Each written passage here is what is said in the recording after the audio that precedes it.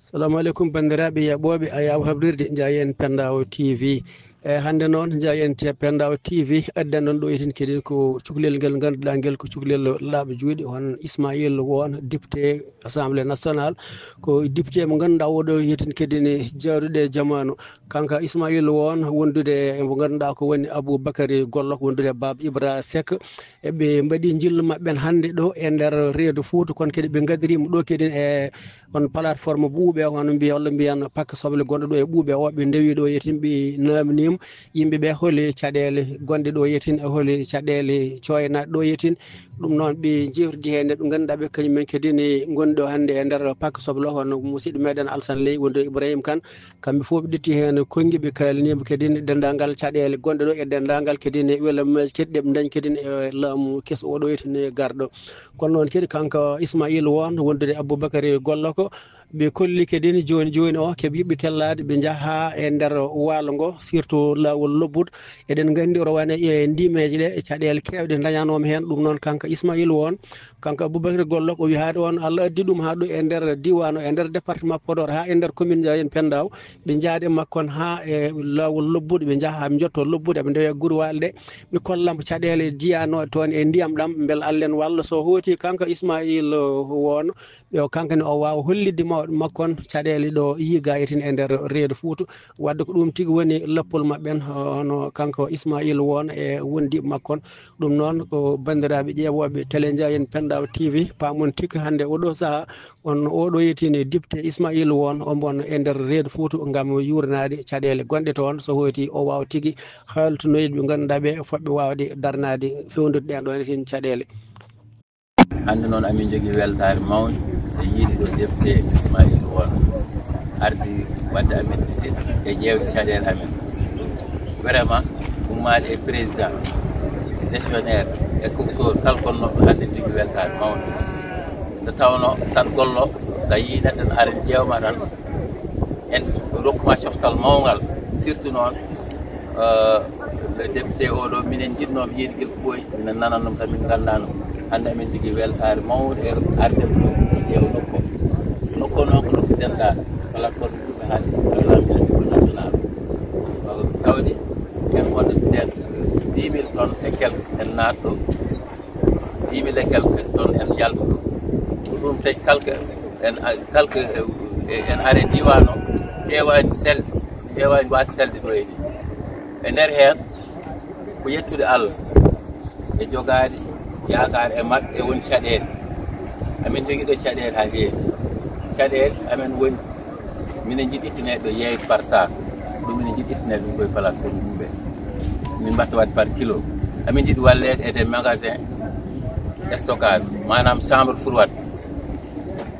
plus précisément chambre froide wonko ala ɗo tan hangar amin jogui amin jiiɗi wallede kadi e financement fond de commercialisation min nanat tan mi yettaki amen mbaɗe feere kadi ɗum arɗo vraiment ressource damal ressource mawgal woni ɗo minen keɓɗo x partenaire en arɗo en win yiiɗi wallude amen woden ko waɗa heddi ko acce kono ɗo yaltanat ko ɗo e haalis mi wawa waɗum andude mi heewi nafa komin nafata ko ɗo e sukaɓe ɓe ummo Casamance même Casamance en garɗo minen mbaɗi livré kadi Casamance Gami Ziguinchor foof en minen livre toon wadde ɗum ɗo noon soko woni e nokku normalement nokku ko poɗɗo jagganede no feewi ko nafoore diwan o nafoore leydi ndi nafoore caggal leydi wadde ɗum ɗo ko weltare amen tan e tonggol ɗum ɗo jiɗnomi haalde e weltanade moon kadi amin jiɗi noon mbason accude hay nokku e oɗo diwan département Podor ko nokku remuru mawdu hande e nder diwan o en waɗi kadi dañɗo caɗele en wawi taw ara ɗo des sinistré ay ɗo sinistré gonnoɗo ha heewi hamin gonɗi ɗo gollade ɓe jalti minen amin jiiɗi ndewon e nder guuri mabɓe ɗe ƴeewon caɗele mabɓe caɗele nen toon ha keewi waktu inondation so ari probléme mawɗo nene nder walgo min amin nelma an en tant que député jaaha ƴeewa caɗele ɗeɗon foof ko minen fof komin gotum enen fof komin gotum min beltimi vraiment e visite o ha no feewi amin ñaago moon kadi yaafuy nde tawno heblanaki min amin jiiɗi heblane wiya une semaine ma député tel arɗo min jaɓɓonma no feewiri min mbaɗa engrais uji min mbaɗa siège uji min kaala komin jiɗi ko kono min beltinima ha no feewi sall Allah keɓe gari koye ɓe jottiɗo ɓe laamiɗo intra amin ko faati e remoɓe ko faati e remoɓe alhamdulillah rabbil alamin haydara man kay engrais min codan ɗo ko sac 25 hikka ari ɗo ko sac 10 000 francs ha 10 000 francs 11 000 francs saɗi ko kala kadi mbo dañani an wombo ala halis kono kala joguiɗo kalis en adda ha ɓaadi ma sooda mbaɗa e nokku min ngala caɗele engrais ko alsan wiide tan gueɗel gotel tan ko min ñaagui yomin ittane yeeyde par sac guila e guese ha ɗo e plateforme min mbaɗne ɗum par bastude min mbaɗa yeeyde par bastude on nokkuji fof jeerat ni eyyi alhamdulillah minen jetto ɗo ko vraiment ko mbinon ko nayi minen jogui mabɓe yakar te yakar min jogui mabɓe minen jogui yakar kamɓe tan pewɗo ɗo caggal Allah totti ɓe hande kamɓe tan pewɗo ɗo eyyi alhamdulillah rabbil alamin minen jetta gouvernement on feewi e ndiɗo darde daari e wonani ɗo hikka kala ndemanoɗo heewat walla fabɓe ko wonko Allah rokkuma eyyi wonko Allah rokkuma sa ƴeewi bénéfice mbaɗanɗa koye engrais en yaaha dépasse ɗum fof artema eyyi yettude Allah jarama présentation comme président moi président plateforme tout le monde donc je m'appelle Ismaël Wan député à l'Assemblée nationale de la 15e législature député du département de Podor. Donc on était venu ici avec nos amis du département de Podor, nos collaborateurs, pour voir les difficultés du département de Podor de manière générale. Mais de manière spécifique, on était venu ici dans la commune de Ndiayène Pendao, plus précisément au niveau de la plateforme de Boubé, pour voir la situation actuelle de cette structure. Vous savez que la plateforme Boubé c'est une plaque tournante de l'économie de l'oignon dans le département de Podor, je vais même dire dans le département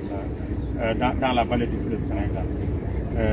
Vous savez que l'agriculture est incontournable et aujourd'hui le département de Podor regorge en termes de potentiel des éléments nécessaires pour permettre le développement agricole pour tout le Sénégal. Nous savions qu'effectivement il y a des problèmes ici. Moi, depuis plus de 3 ans, à travers des émissions, je n'ai jamais manqué de parler du problème de Boubé, parce qu'on a souvent des oignons ici et que les gens ont des problèmes de transport et de commercialisation. Et c'est nécessaire pour nous de venir les voir, écouter les acteurs dans ce secteur qui travaillent ici pour permettre de faire des informations parlementaires et des questions écrites pour pouvoir donc parler à nos autorités. Nous, en tant que députés, c'est notre rôle, c'est d'écouter les populations et de prendre les problèmes des populations et leurs doléances et de mettre ça à la disposition donc véritablement donc des autorités et des décideurs. Nous ne sommes pas des décideurs, mais nous pouvons aider les décideurs à ouvrir les yeux sur les difficultés que les populations rencontrent. Et c'est que ce nouveau gouvernement travaille à identifier les difficultés des populations pour apporter des solutions durables, mais des solutions structurelles. En réalité, nous étions venus surtout pour rencontrer effectivement ceux qui gèrent à travers l'association APO, ceux qui gèrent donc pour être dans la production de l'oignon ici. Mais nous étions venus pour constater un programme extrêmement ambitieux qui est en train d'être fait. C'est le programme qui a été financé par des Coréens à hauteur de 6 milliards, mais qui également a été piloté par le programme du développement communautaire dans la vallée.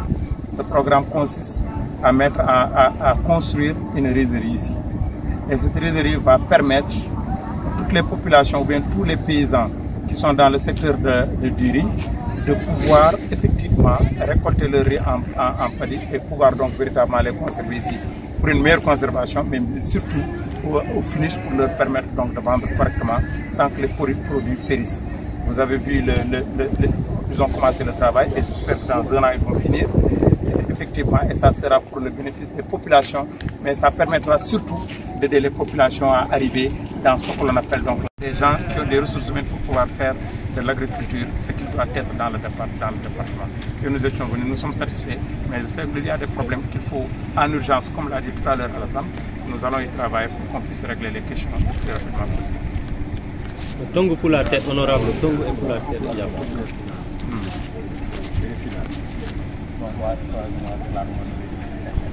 Voilà, problème. Donc, Alla Diarama Ndiaram, Ismaël Wan, député 15e législature, min garno ɗo ko ƴewde caɗele département o par ce que député darde mum yimɓe en kedira ɗum famde saaha par ce que ma yi député en sañin wiye walla men e ɗum ɗo financement walla waɗna men parrainé ɗum ɗo waɗna men ɗum ɗon wona ligguey député arde population heɗade caɗele mabɓe ya e autorité ji waɗoɓe décidé mi o ahan Kadia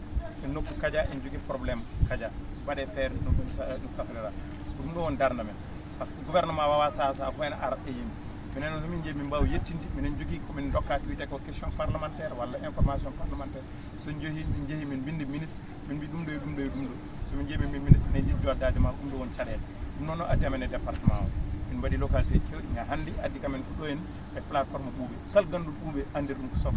soble en gadde ɗo en département o fof hakkude e nder vallée o fof en gadde ɗo en sa a wirtude ɗo soble ɓerde ma gas par ce que a yiyat jomumen donki wadde commercialisé ƴeewa tan neɗɗo waɗa doole mum tampere mum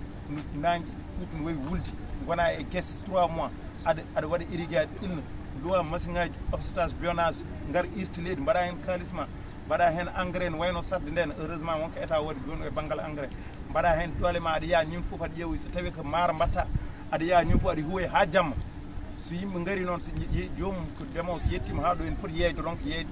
wontan ɗum caɗele wontan ɗum ene dañde dette en foti yobde ñamade au niveau des banques ɗum noon ɗen caɗele gouvernement en foti hen ummade ɓuuri yaccede ɗum noon noon addi amen ɗo te Allah ko moƴƴo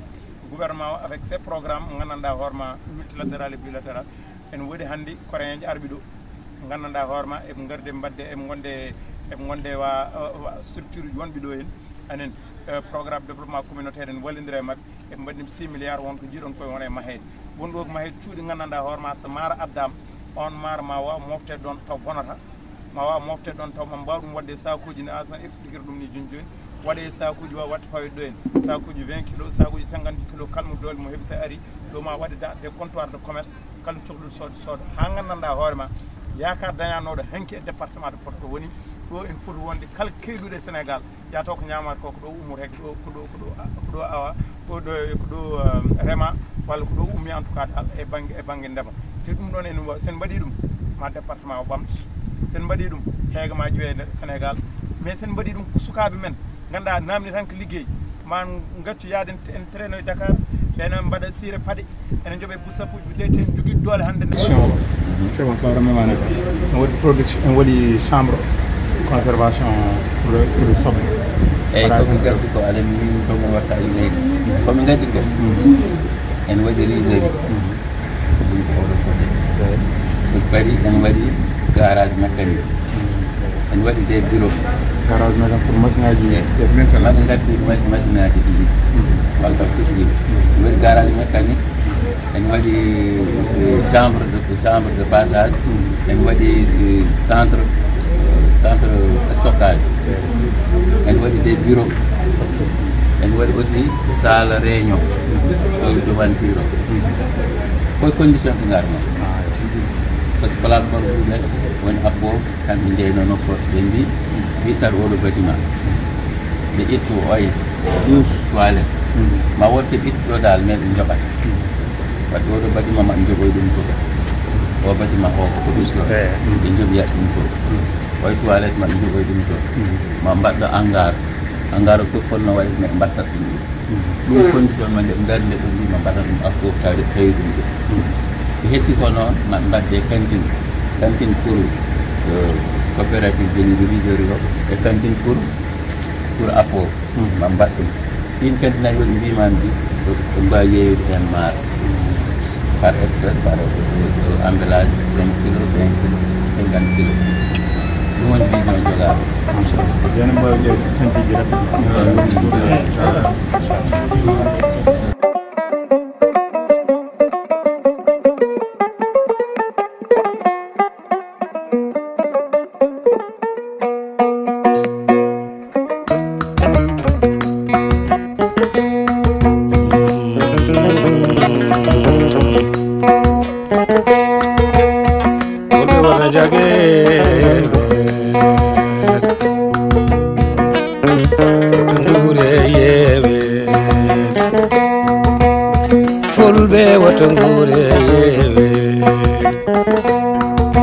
fulɓe wato